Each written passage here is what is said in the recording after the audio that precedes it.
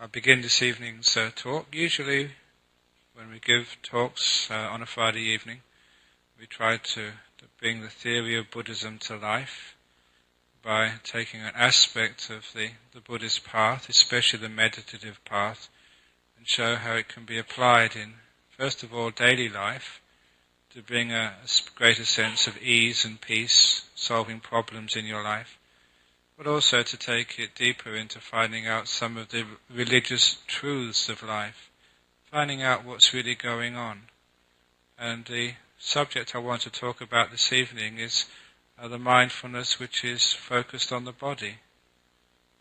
And this is a traditional practice of Buddhism, a meditative practice, focusing mindfulness on the body. And it's done in many different ways in order to solve problems, to get to understand what's going on, to free the mind, and also to develop huge amounts of wisdom and peace in life. I always say that the measure of wisdom is how much peace it produces. What's the use of wisdom, ideas, knowledge, if it doesn't work to create these wonderful qualities in a person's lifestyle?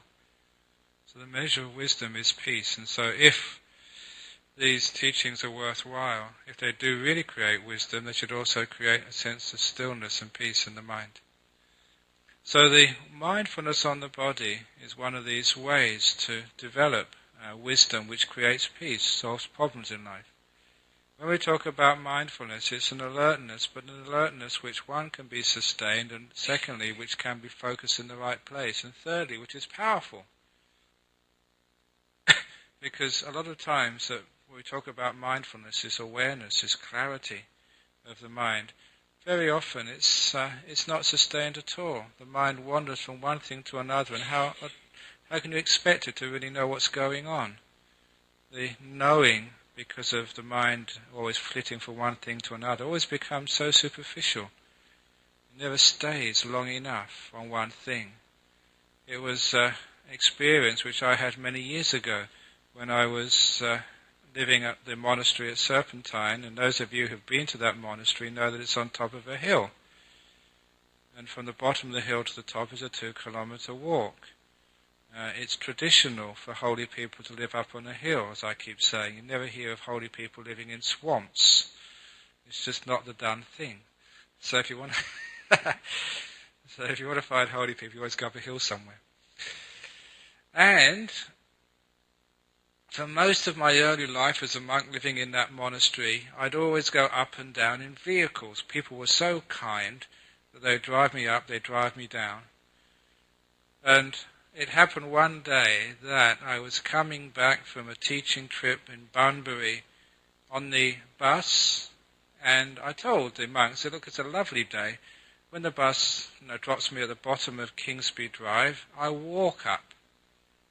I had plenty of time, and when I walked up that first morning, something struck me very deeply, which was that having gone up and down that road so many times, when I walked up, it was going up a different road. The scenery was completely different to anything I'd experienced before. And straight away, when these strange events happen, you reflect quite deeply. Why is it that I've been up that road many times in a vehicle, but when I walk it looks completely different? So I stopped. And when I stopped, the scenery changed once more.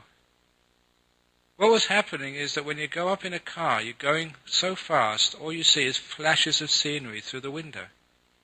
When you're walking, you're going much slower, so that every piece of scenery has a chance to imprint itself on your consciousness with more faithfulness to the reality. And when you stop, you're not even going at all. Then you can see so deeply into what's happening around you that you get the full picture. When you're going fast, you only get flashes of reality. When you slow down, reality starts to fill in the gaps. When you stop, you see the whole picture. That's what I found in walking up, or riding in a car, or standing still going up that road. And this similarly relates to what we call mindfulness. When the mind is flitting from one thing to another, going so fast, you never really understand what's going on. There's flashes goes flashes of your consciousness, never lasting long enough to really get a full picture. The slower you go, the more powerful is mindfulness. And if you can at all stop, then mindfulness has the time, has the space, has the power to really inform you of what's going on. So sustaining mindfulness is so important. The ability to point your attention on one thing and keep it there. In other words, the stillness of the mind. So that's one of the first things we practice in meditation, be able to develop that degree of mindfulness so we can focus it and it becomes still on the point of focus. And secondly, we empower the mindfulness. So often our mindfulness is very weak because we're tired, because we're negative, because we really want just to go into dullness, because into dullness we're not feeling the pain, the difficulty, the problems of our life. Second thing with mindfulness, we need to empower it. And what really empowers mindfulness is the joy, the happiness. Putting energy into life means enjoying this moment. Literally seeking out what is beautiful in this moment. What I call in my monastery in Serpentine, developing the perception of the beautiful. Whatever you look at, there's a whole range of possible perceptions in that object. You can look upon it as being ugly, distasteful, I don't want to look at it, I don't want to see it, I don't want to hear it. Or you can actually choose to look at the beauty in that object. And if you choose to look at the beauty of that object, you find that mindfulness gets brighter and brighter and brighter. You can see more and more and more. You're putting happiness into perception. That's the second thing with mindfulness, to be able to put this energy, this joy into what you're doing. And that's just a training of the mind, that's all. And the third thing with mindfulness, you have to know what to focus it on. What's really going to be an effective use of this power of the mind, of powerful knowing and sustaining that knowing on one thing. And so here we're talking about developing that mindfulness nice and strong and sustaining it on this body of ours. In other words, the experiences in the body, the feelings in the body, the aches, the pains, the stresses, the whatever else is happening inside your physical frame. And it becomes extremely important to be able to focus on the body, to get to have a good understanding of the emotional world, because that emotional world, whether it's anger, fear, guilt, or even love, positive and negative emotions, they do have an effect upon your body. And a lot of times the best way of understanding those emotions and solving the problem which comes as a consequence of those emotions is by focusing on the body. This is one of the skillful means which we use to overcome these things, such as anger. Whenever a person does get angry, there is a corresponding feeling in the body. And if a person can only focus their mindfulness on the feeling in the body whenever they get angry or irritated, you'll find that that anger will dissipate very quickly, and you'll find a sense of freedom from the anger, because this is the way it works. Whenever you get angry, it's always angry at something out there. You get angry at your husband, angry at your wife, angry at your kids, angry at the monk, angry at anybody. You can get angry at anyone. You can get angry at me sometimes. How many times does Ajahn Brahm have to tell that same joke? It really depends, what sort of mood you're in. That's another thing which I mentioned about anger. But anger is always about something out there. And many times when I've been riding in the vehicle coming up to this centre, you get caught at a traffic light, and how often is it that you see people in the cars next to you getting angry at the traffic lights? I've seen people shaking their fists at the traffic lights. And I can read their minds. What they're saying is, traffic light, why was it you let the car in front of me through, but you stopped just for me? You saw me coming, didn't you? You got it in for me. You realised I was late and in a hurry this time. And people get very angry at traffic lights, But I use that simile, how you can get angry at traffic lights. So I read in a story in one of the magazines that you got this thing these days called road rage. People get angry at you for, some way you drive. You're probably driving just quite normally, but then something happens and just they get angry and upset at you. This case I read about in the newspapers was in New York, and this one fellow got into road rage, and when the two cars drew up at a traffic light next to each other, one of the guys got out of his car and started banging on the window of the other man's car. He was just so upset and so angry. But as anyone should realize, if you get out of your car with your door open and engine running in New York, you can know what's going to happen next.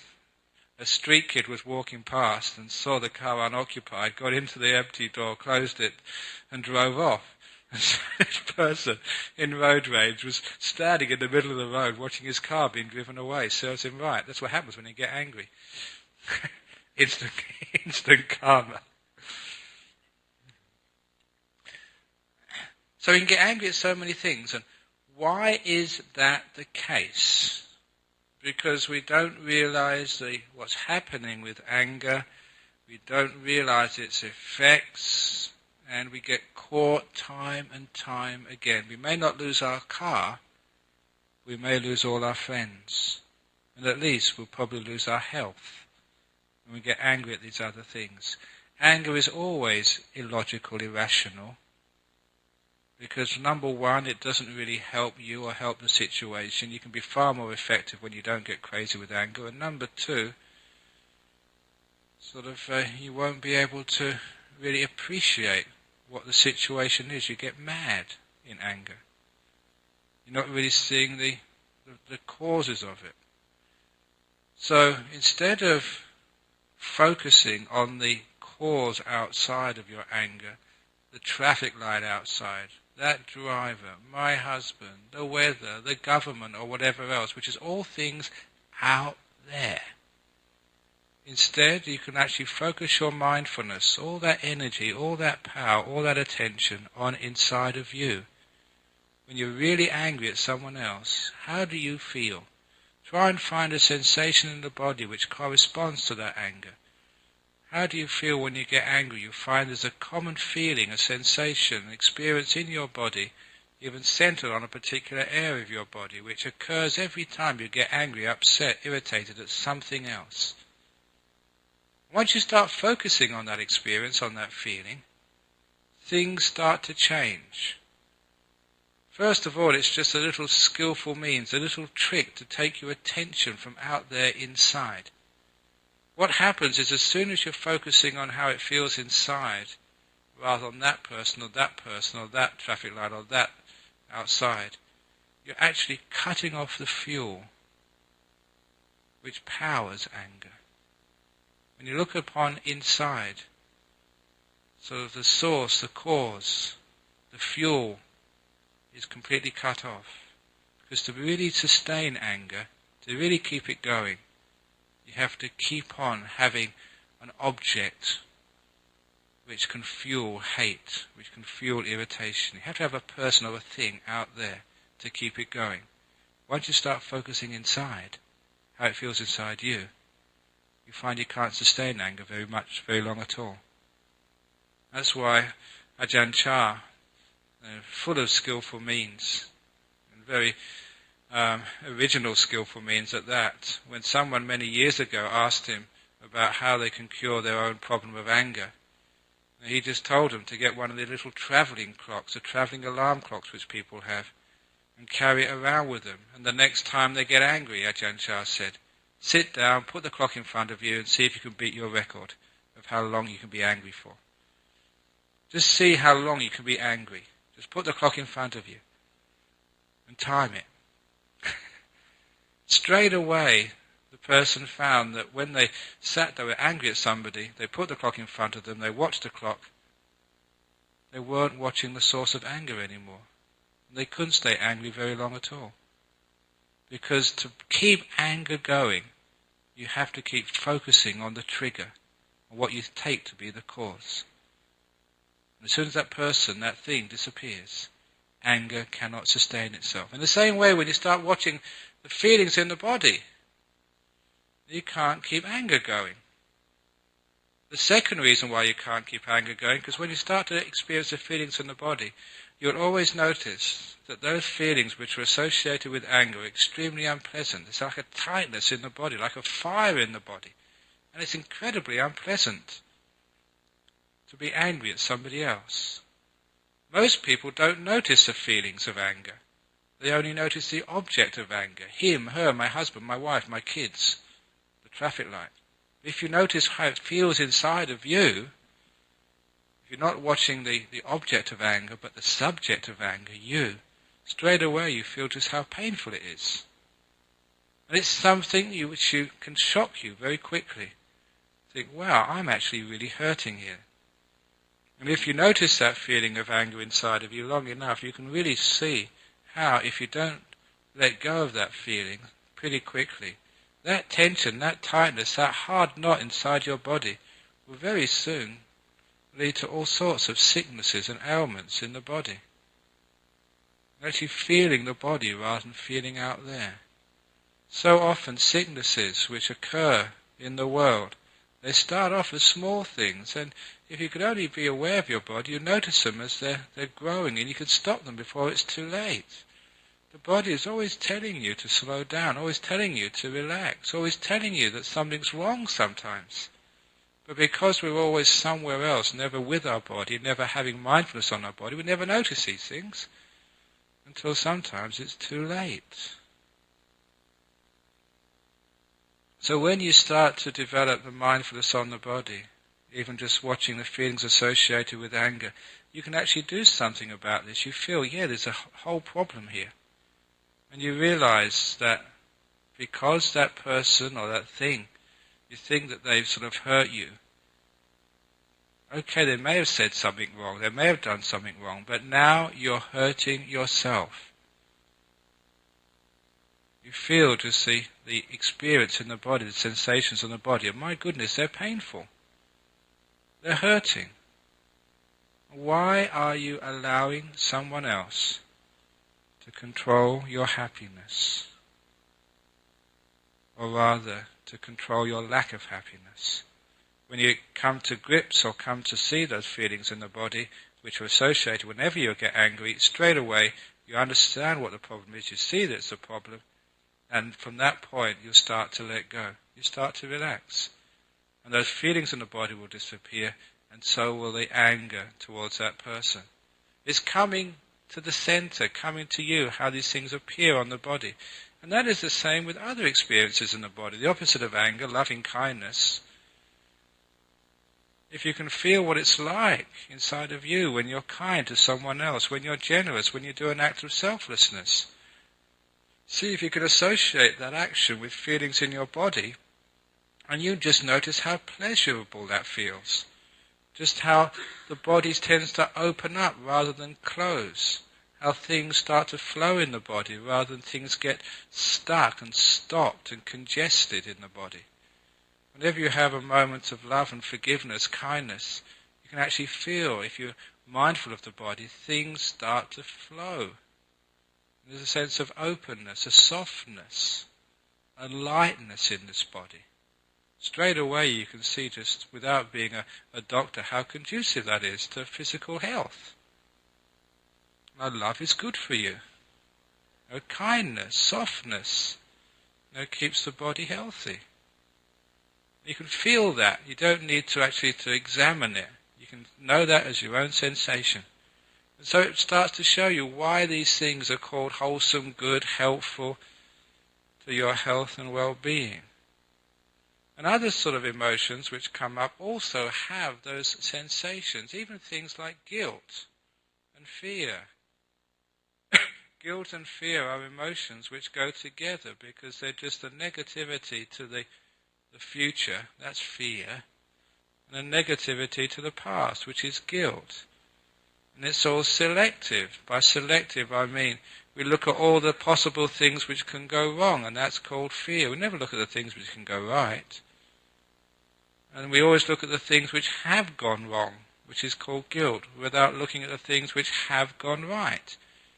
It's the same action of the mind, only sort of one is pointed to the future, the other one is pointed to the past. But whichever one it is, guilt or fear, each one of those, they have an associated sensation in the body. So next time you feel afraid, how does it feel in your body when you're really afraid? Or when you feel guilty, how does that feel? Because when you're feeling guilty, say, a lot of the time again, you're focusing on the object of that guilt, what you've done, what you didn't do. You're looking again out there at the world, at the objects rather than the subjects. You're not really coming home to find out what's really going on. When you actually come to the center, come in to what's going on, then you actually feel the sensations in the body.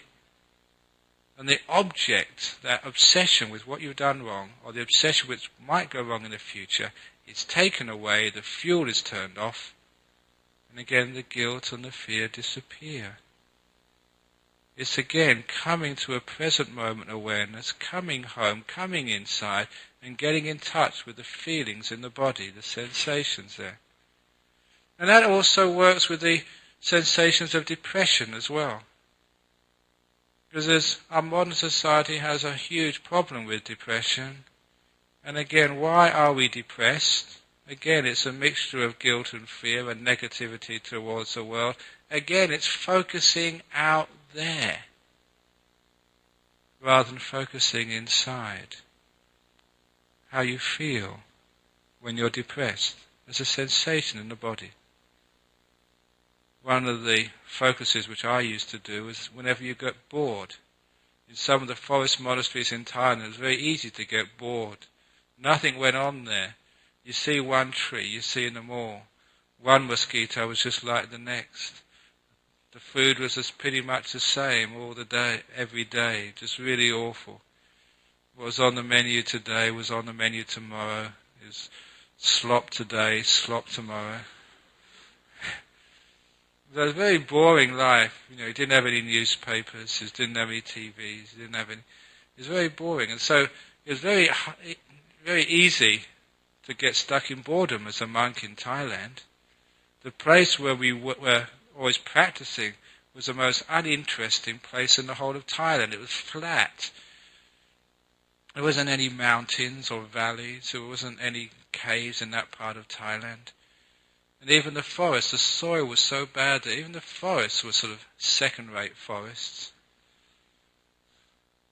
It was a really boring place to be in. But so you had a lot of trouble with boredom. Even the chanting we used to do, it was always supposed to be in a monotone. I love the old Gregorian chanting, which you hear on the records these days. Then that was really interesting, but just the chant we did was just really boring all the time, just monotone. And the clothes everyone used to wear, all the monks the same brown robes, bald heads. It's supposed to be that way, not stimulating at all. But of course, when you have no stimulation, then you're very easy to get into boredom. But I found a very wonderful way to overcome boredom.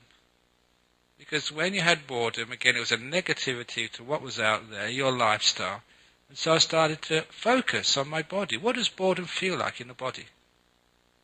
Once I started focusing on the bodily feelings associated with boredom, just you feel this whole body droop down.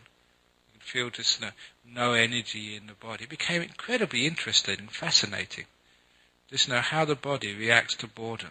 In fact, it became so interesting and so fascinating to investigate the body when you're bored. I wasn't bored at all. It was interesting. What I was actually doing, again, it's taking the focus from outside there, inside here. And so this was a practice which you can do at any time for any emotion, both positive and negative, to see what these things do to you as a bodily sensation.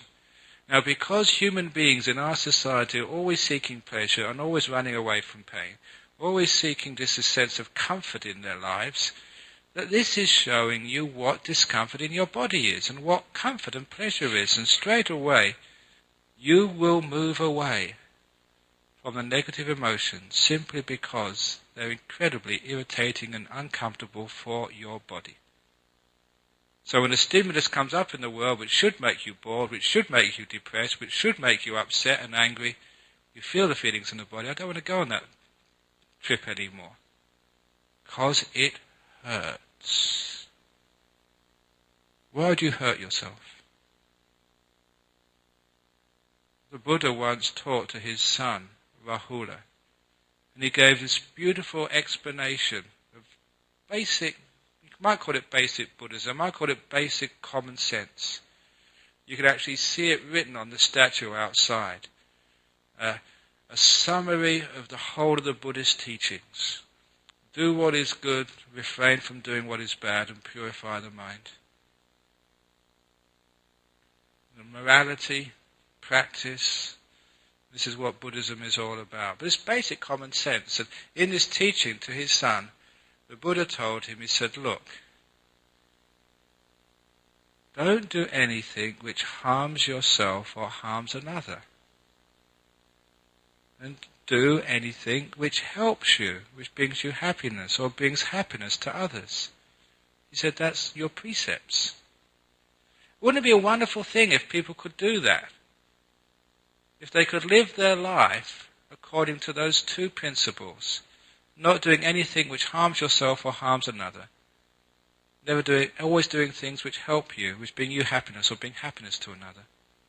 Because if you are practicing in that way, not only would you keep all the precepts, because what are those precepts anyway? They're just doing things which give you happiness and bring happiness to others. And stop doing things which harm you and harm others. Why would you want to harm yourself? You know why people harm themselves? Because they don't realize what they're doing. They've been told it's fun. They've been told it's a good thing to do. And instead of coming to truth, experience for themselves, they go and believe what other people say. If you notice the feelings in the body, you find that anger hurts you. It harms you and it harms others.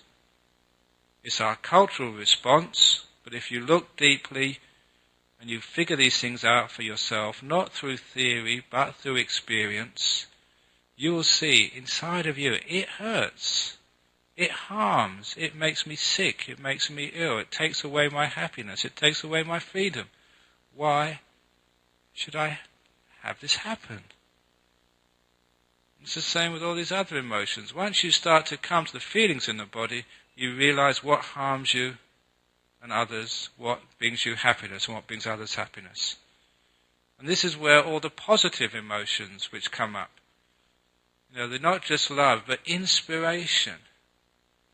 Sometimes that we don't have moments of inspiration in our world anymore. Things which really uplift us. Things which, when we see, we feel so good about. When we see someone else do something tremendously wonderful in the world. We see a great act of kindness, an act of generosity, an act of goodness in the world. When we see things like that, people forgiving. We see, somebody sent me a cutting from a newspaper some time ago of an event which happened in South Africa in the Truth and Reconciliation Committees, which after the end of apartheid in South Africa, there was this panel which was investigating some of the terrible crimes which were done under that regime on both sides. I think in this one particular case there was a woman whose son had been tortured and killed by one of the security officers in South Africa. And this fellow who was guilty of this terrible crime was forced to confess to what he'd done. And the mother of this child went over to him and hugged him and forgave him, wanted to be his friend.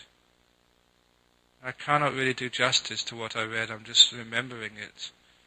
But it was a wonderful occasion. It inspired so many people to see that a mother who'd had her son tortured and killed could rise to such degree of forgiveness.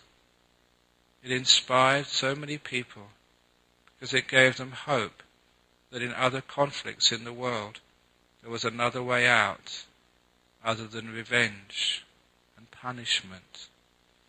It was an inspirational thing which I read.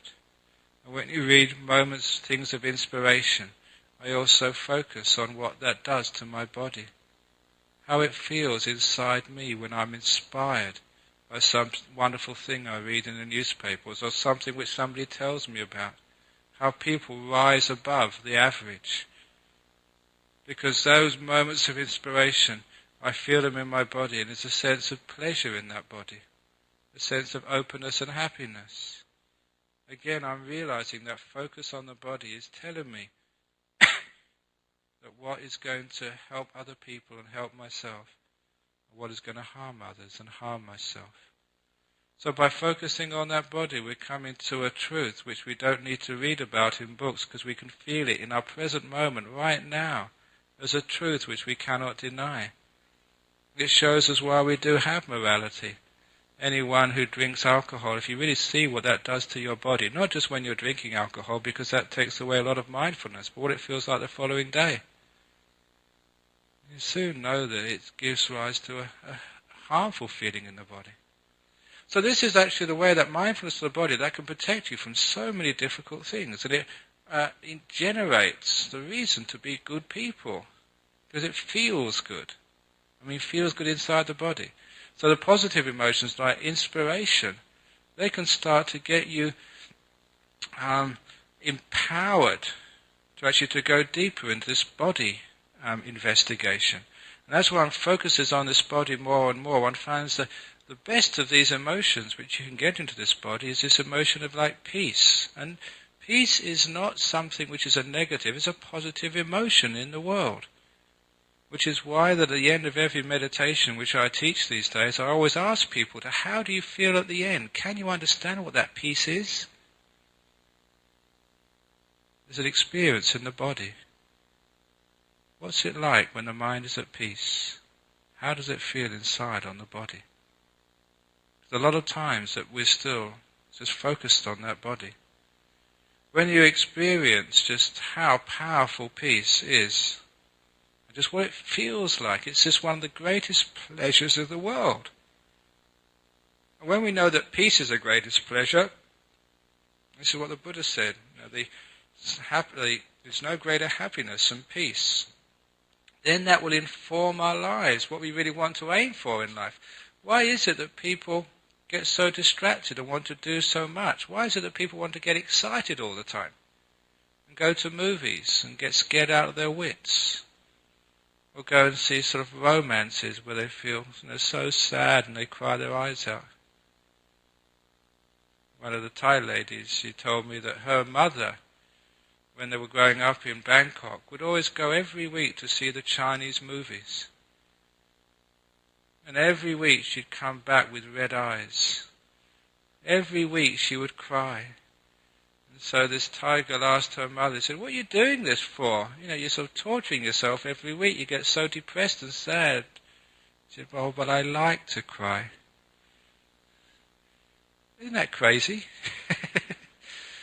Why do people like those emotions of fear or sadness? And again, because they don't know the better emotions of peace. Why is it that people run around in the world so much? Because they don't know anything else. They don't know how to be peaceful. What is peaceful? They don't value that peace inside the heart, inside the moment. Now, why do we always work so hard? Do you really need to work that hard? A lot of the times it's because we don't know peace. When we have moments of peace, we always try and throw them away and fill them up with something else. What are you doing this weekend? Wouldn't it be wonderful to do nothing this weekend? You've got to do all these other things. Why? Because you think those other things are more valuable, that's why. You've got to get all these other things out of the way before you can have a moment of peace. Please get your moments of peace out of the way first of all before you do other things. Try that. Get your meditation out of the way first of all, your hour's meditation or whatever, and then go and do the dishes afterwards. Or is it always the case we do these other things first of all? Whenever are you going to find peace in your life? You'll find peace in your life when you know what peace is and you start to value it. was important. Just after our retreat period in October, I went to a loss and grief conference, and I was especially focusing on how to let go of grief when you've lost someone. And there was one lady came to me afterwards, and she said she'd lost her son or daughter, I can't remember which, about a year ago. And she said that she was angry at me, upset at me. She said, what you say, are you saying that grief is wrong? You make me feel even worse, because I still grieve terribly for my child. I feel even worse now because you make me feel guilty that I'm grieving. And when I was looking at her, you can understand that she does not want to let go of her grief. That she's celebrating it. That she's into that painful feeling. And it's become so close to her for so long, she doesn't know anything else. It's just so hard for her to even contemplate peace. For such a person, it'd be marvelous if you can get them to come and do a little bit of meditation, so they can have a moment of peace. Sneak up on it, and it comes to you, and you know what it's like. Once a person experiences that peace, even if it's only a feeling in the body, and they realize that for the whole of that year they've been living in a prison cell, and the door has been open, they could have escaped any time. It's just like many prisoners who've been there too long. Even though their sentence is over, they feel so ill at ease out there in the free world. They just want to go back into jail and stay there. They've been institutionalized, as we say. They become used to the pain, in the same way that it's too easy to get used to the grief and be afraid of going outside into freedom. Which is why the feelings of peace in the body, which come up from time to time, when they're recognized, then they can be valued. When they're valued, they are given worth. And when they're given worth, you accept them much more into your life. They become more important. The nature of the mind is always to be with things which we see to be important. In your day, how do you spend your day? You spend your day doing those things which you really believe are important to you. If it's really important, you'll always find time. For men, if there's a soccer match or a cricket match on, doesn't matter what time of the night it's on, they will stay up to watch that. But if there's a Dhamma talk on at the Buddhist Centre of an evening, no, we're just too busy.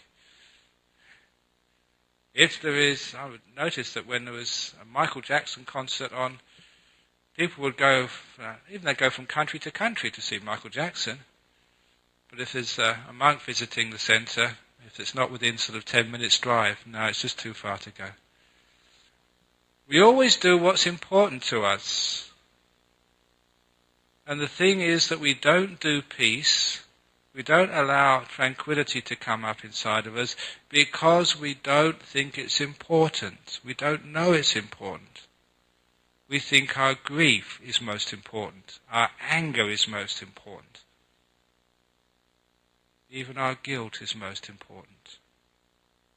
That is called attachment.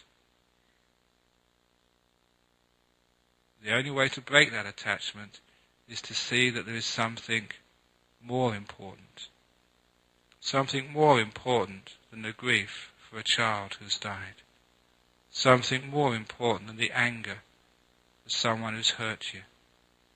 Something more important than the guilt which you feel for something you've done wrong many years ago. There's something more important than that. And how can I convince you it's more important? Is actually to bring that up as an experience inside your consciousness by focusing mindfulness on your body. And see what guilt does to you. See what grief does to you. See what anger does to you. See what a pain it is if ever you stop to look. Again, too often we're just not looking. So we don't see how much it hurts. Until the time comes, when we go to the doctors and we're dying. It's a bit late then. Look at it now. There's a feeling in the body. Once you have that mindfulness there, you'd also notice that the times when there's peace, those moments of emptiness, those moments of freedom, which do come up from time to time when you stop thinking about your problems. When those moments of peace do come up, when you're not thinking about those problems, when you're distracted by a joke, when you're just taken out of your world because of some little experience somewhere.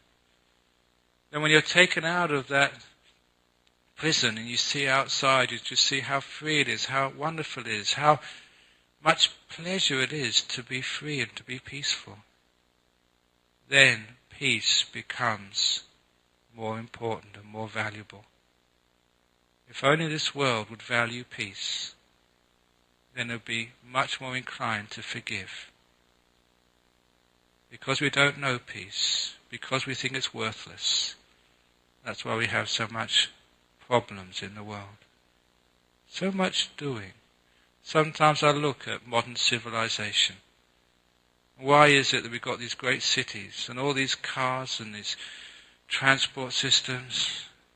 Is it really progress?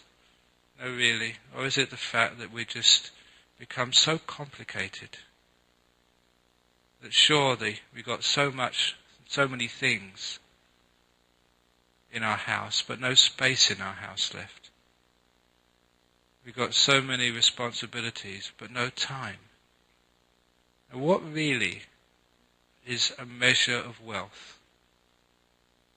I think a measure of wealth and prosperity is the space we have and the time we have. How often do you feel that you're just really hemmed in by things? How often is it you feel hemmed in by time? You just haven't got enough minutes, enough hours, enough space. Everything is crowded in on you. This is our civilization. We get less and less room in our hearts, in our minds, in our lives these days. Because we don't value that which is really important, space, time. That's why I say in a person's house, if you have one empty room, you'll soon start to fill it. If you have one wall which has got no pictures on it, you'll find something at the shop to hang there. The nature of our society, our culture, is to abhor emptiness. We're so afraid of space that whenever we climb a mountain, what do we do on it? Top. Put a flag on there. And after the flag, what comes next? Sort of a tea house selling souvenirs. We can't leave anything alone. In our house, we always have to put things in there. Why can't we empty our house? Why can't we empty our time? Instead of things to do, to fill in our moments. When you have a holiday, what do? Fill it in with things to do. Why can't we learn how to do nothing? To have that peace. What I'm talking about here is our society abhors peace. When people go on holidays, some people are wise enough, they take their holidays in the monastery up at Serpentine. Number one, it doesn't cost anything. Number two, you don't have any stress going overseas, going through airports and being checked and carrying all this luggage. And number three, you don't have any activities over there. It's not like the Club Med you have where you're always surfing or skiing or having discos in the evening. There's no discos in our monastery at all in the evening. It's free. And some people think, well, there's nothing to do there. That's the point of a holiday, isn't it? Having nothing to do. And people who actually do that nothing, they really have a good time. And when they get back from the monastery after their holidays, they really feel rested. Instead of, what's the old joke? After my holidays, I'm so tired, I need another holiday. Has that ever happened to you? So the reason is that we just don't know how to do nothing. People always look for things to do. If it's a holiday time, they just look at the movies, see what movies are on, see what events are on, see what plays are on, see where they can go to spend the day. Just restlessness. And why are people restlessness? Because they don't know peace. And so the mindfulness of the body is actually knowing what peace is in your body, and that will reinforce the value of peace, the value of relaxing, the value of letting go, the value of being kind to the moment. So check out how you feel in your body whenever you have these emotions which are coming up in the world. Check out which are the positive emotions. By the positive emotions, I mean the ones which are going to create happiness and well-being for you in your life. Your life is in your command, as it were. There's a law of karma. Any of the problems in the body, most of them happen because of you. That's why the anger, you don't have to blame someone else for making you angry. You can try and make me angry.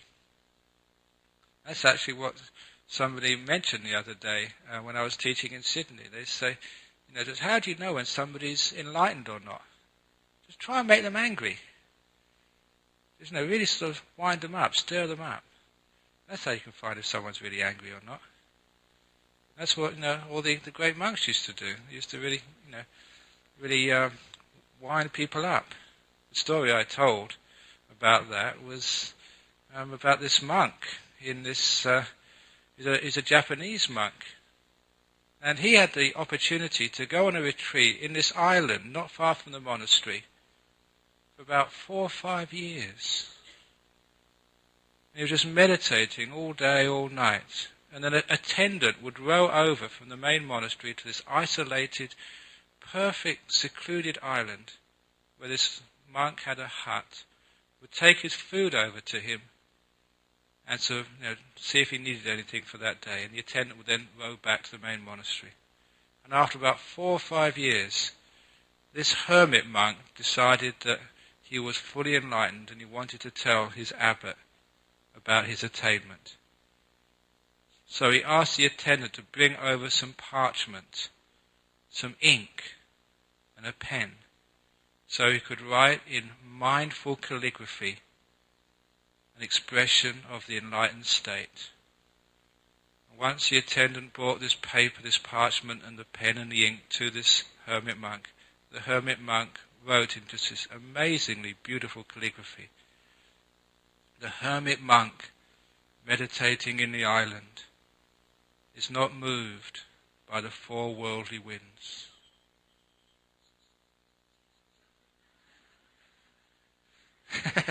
You haven't come to the punchline yet.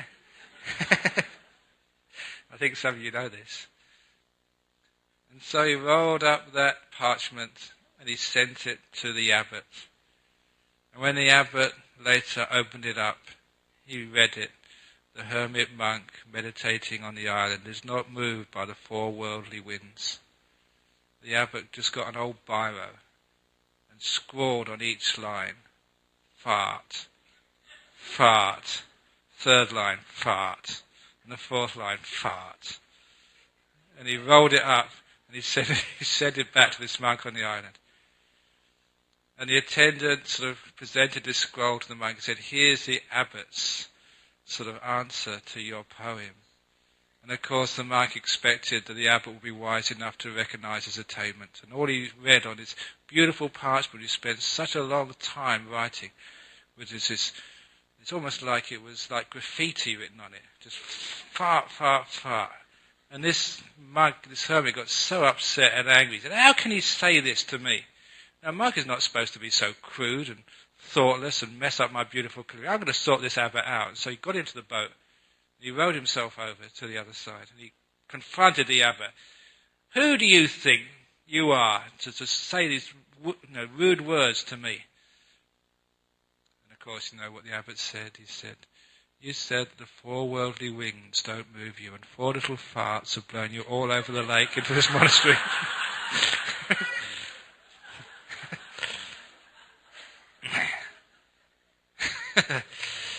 That's how you test if this person's enlightened or not, by making them angry. So you have to go back to the island for another 5 years.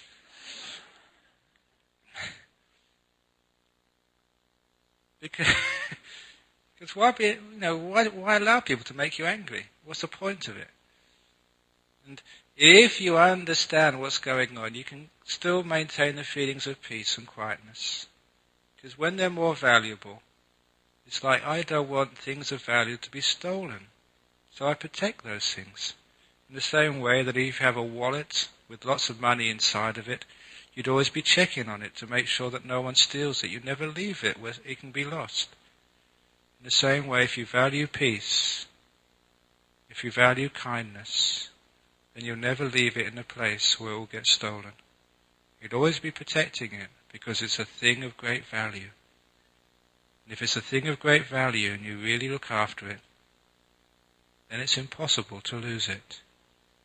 So again, to sum up, by doing mindfulness of your body, you're knowing the value of these positive emotions, like love, like peace, like inspiration, like kindness. And you're also knowing the harm the negative emotions do to you.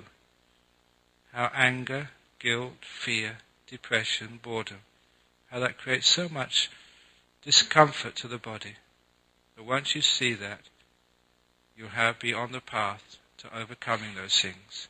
You'll be a person who values that which is truly worth something. And when you value what's truly worth something, you'll always be preserving it. And it will always grow and grow and grow. And you'll become much better, much more wonderful, more compassionate, more peaceful human beings. So when I'm saying this, how does your body feel now? That's the end of the talk. Thank you.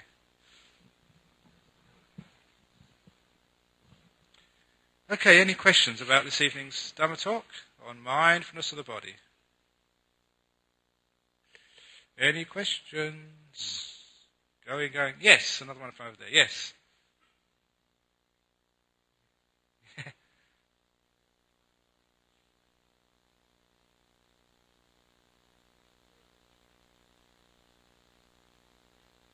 Yeah.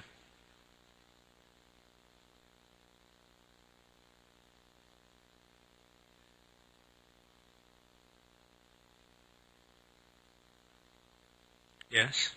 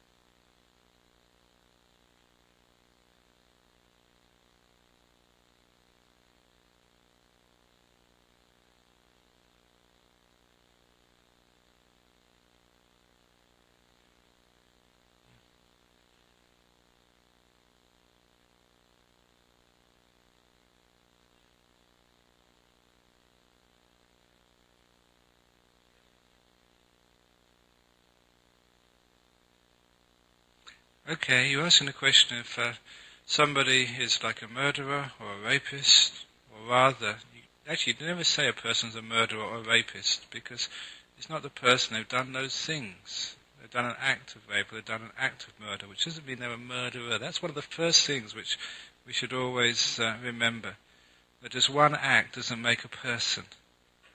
It's the old story in psychology. This a woman is taking her son into the supermarket. He drops the jar of honey, and she says, "You stupid child." The other mother takes her son to the supermarket. She's been to the Buddhist Society before, so when her son when her son drops the jar of honey, she says, "That's a stupid thing you did." And there's such a world of difference between saying you're a stupid child and that's a stupid thing you did. There's a world of difference between calling a person a murderer and say you've murdered somebody. Because by saying you're a murderer, you're actually making this other person a murderer, rather than you've done a murder. So that's one of the first things on that. The second thing is to remember that even if a person says, yes, that I'm never going to do this again, they don't know they're never going to do that again. Sometimes they can't even trust themselves. They may say that sincerely, but who knows, in the same situation, the same circumstances, will they do it again?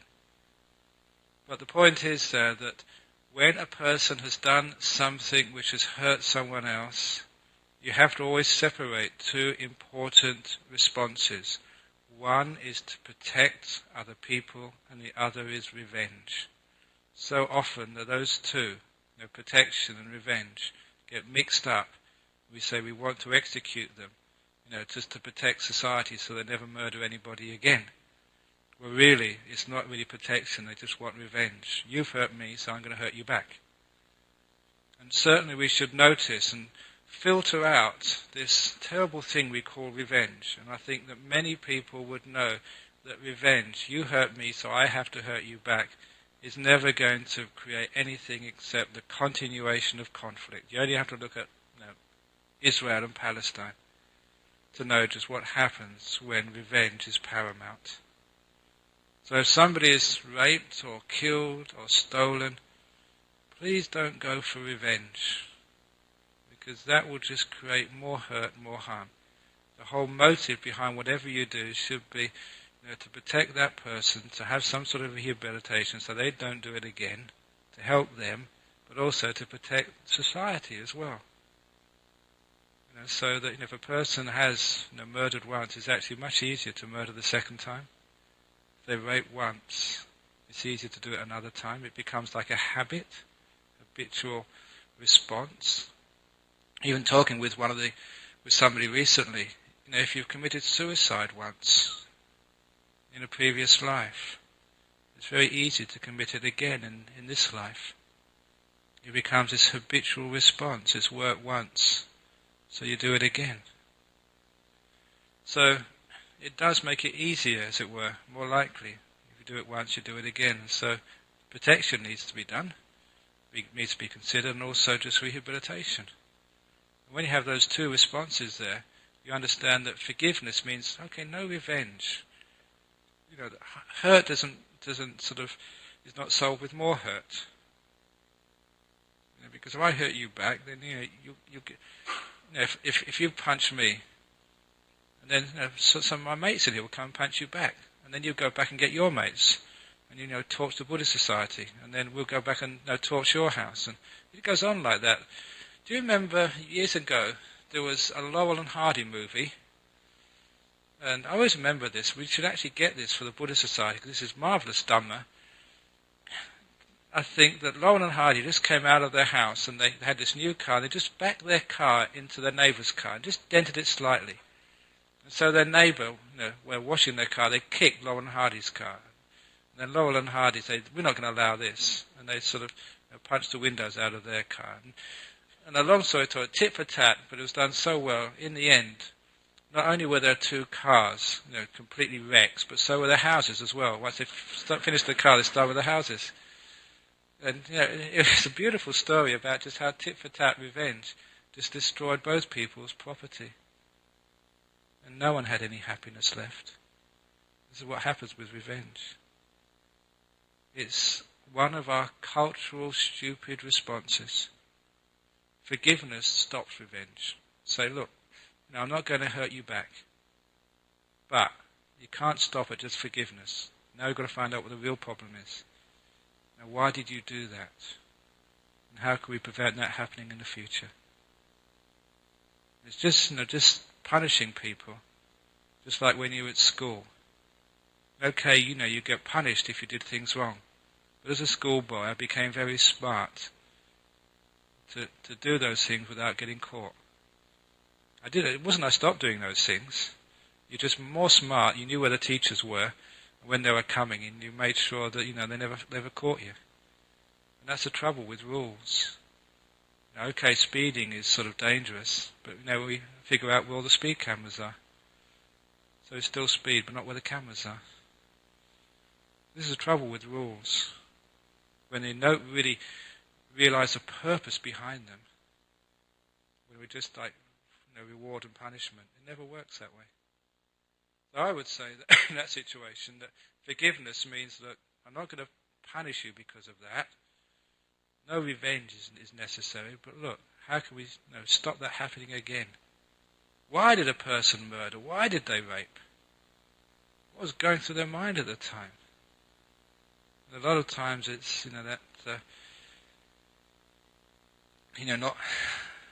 might be some pain, some difficulty inside. Find out what the cause is. Let's get that cause. Whether it was some sort of psychosis inside, some sort of hate to the world. Talk it through, find out why. That's the way you can heal. So that's what I call the Buddha's response. In the time of the Buddha, there was a serial killer. He tried even to kill the Buddha. He became a great saint, fully enlightened. Otherwise, it's always revenge. We're just never going to get anywhere in our world. So that's what I would always do. Just always, Theravada says, forgive, but don't stop at forgiveness. Forgiveness isn't just no revenge. You have to really work hard. Why is this happening?